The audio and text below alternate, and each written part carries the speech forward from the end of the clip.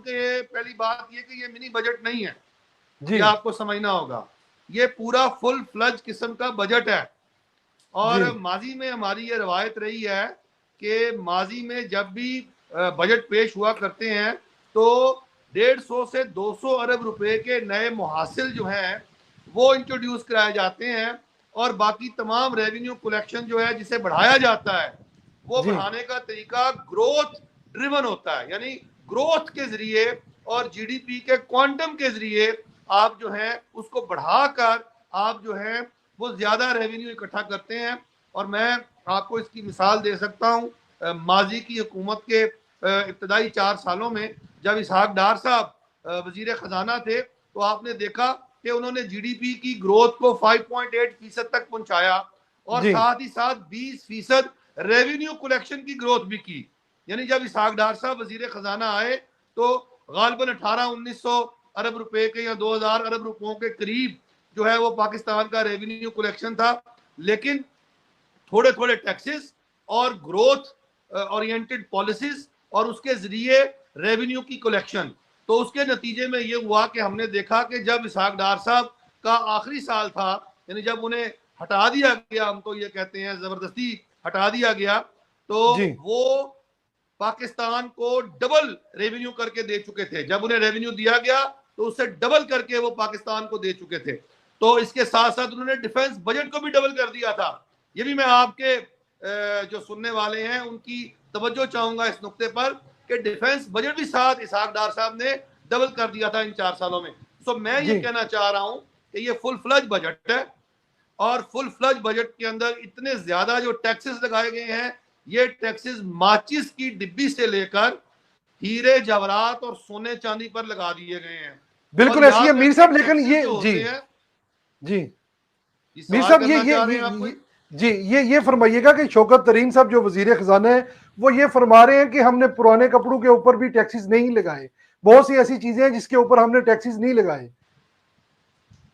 देखिए पुराने कपड़ों की बात किया आपने, शायद मेरे ख्याल लंडे के कपड़ों की बात किया शायद आपने। जी जी देखें इनका प्लान था कि लंडे के कपड़ों, साइकिलों, हर चीज पर इन्होंने टैक्स लगाना था। इन्होंने ये बड़े वारदाती हैं, आपको थोड़ी सी इसकी समझ होनी चाहिए कि ये एक हाथ से जब रिलीफ देते हैं तो ये 1 रुपए का रिलीफ देते हैं, तो दूसरा हाथ इनका आवाम की जेब पे होता है और वहां से ये 5 रुपए निकाल लेते हैं, यानी 1 रुपया देते हैं 5 निकाल लेते हैं। तो ये वारदाती हैं पूरे, और ये वारदात डालने के अंदर कमाल रखते हैं। मुझे थोड़ी सी जरा मोहलत दें कि मैं अपना मौक़िफ़ आपके सामने बयान कर सकूं मिनी बजट के हवाले से। तो ये जो टैक्सेस है, ये जो लगाए गए हैं टैक्सेस, ये रिग्रेसिव टैक्सेशन है।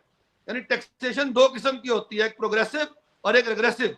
अच्छा, प्रोग्रेसिव टैक्सेशन में आप जो है वो नेट को बढ़ाते हैं और उन लोगों से टैक्स लेते हैं जो टैक्स देने के अहल और काबिल होते हैं।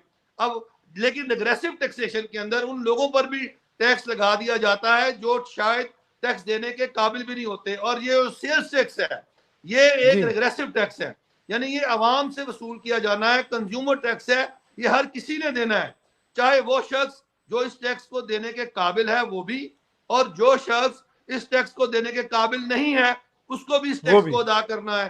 तो लिहाजा ये टैक्स जो है ये अवाम पर लगाया गया है, और बड़ी ढिठाई के साथ और बड़ी बेशर्मी के साथ ये कह रहे थे, आपने सुना होगा कि ये तो टैक्स छूटें थी जो खत्म की गई हैं और इसका बराह रास्त इंपैक्ट अवाम पे नहीं पड़ेगा।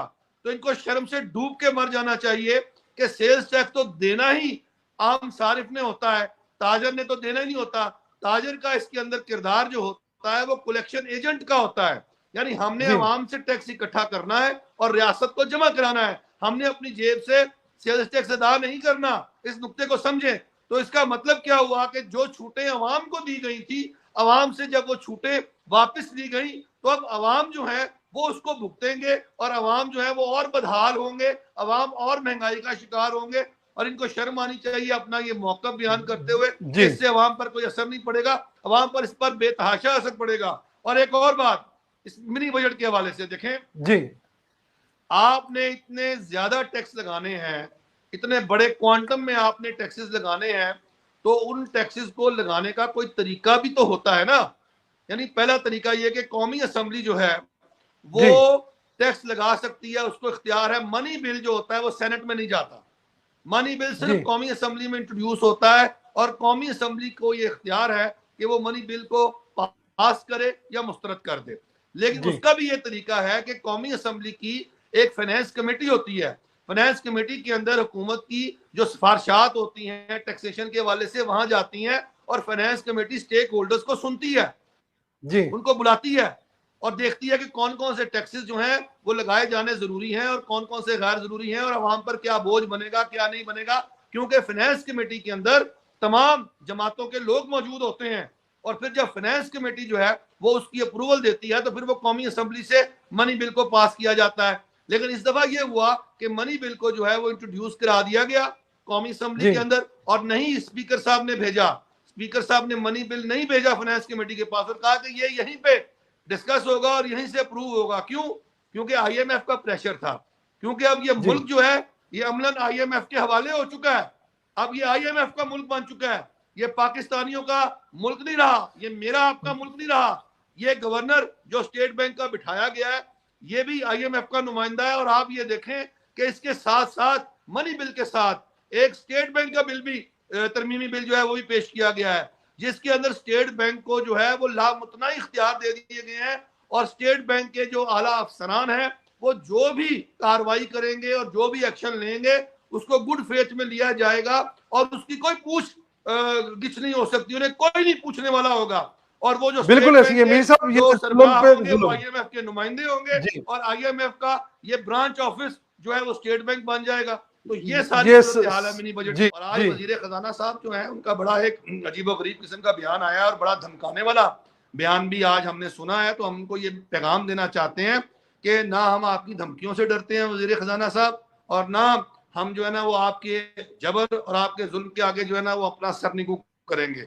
हम हक बात कर रहे हैं, हम हक बात करते रहेंगे और इंशाअल्लाह ताला आप देखेंगे कि आपने खुद कहा है कि जी अपना अगर मैं रहूंगा तो ये सारे टैक्सेस लगेंगे। तो मैं आपको पैगाम देना चाहता हूं शब्बर ज़ैदी भी नहीं रहे, शेख हफीज भी नहीं रहे, तो इंशाअल्लाह जनाब आप भी नहीं रहेंगे इंशाअल्लाह।